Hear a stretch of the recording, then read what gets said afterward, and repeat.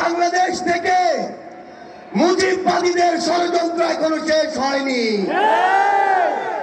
গোপালগঞ্জে এখনো মুজিববাদীদের আস্তানা ঘিরে রয়েছে।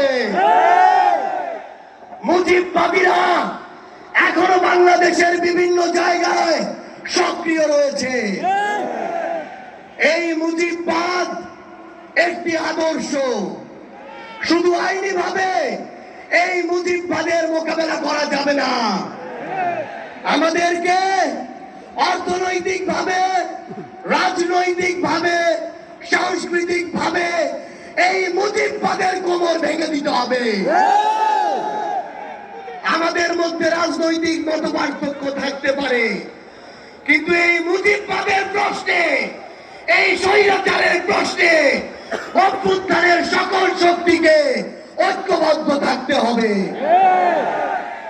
সংগ্রামী সহযোদ্ধারা, এই বাংলাদেশে আবারও নতুন করে মুজিববাদী ভারতপন্থী শক্তিগুলো এখন সক্রিয় হচ্ছে। আমাদের মধ্যে মতপার্থক্য থাকতে পারে, কিন্তু এই বাংলাদেশে বাংলাদেশপন্থী ব্যতীত কোন দেশপন্থী, কোন বাদপন্থী, কোন শক্তির আর জায়গা হবে না।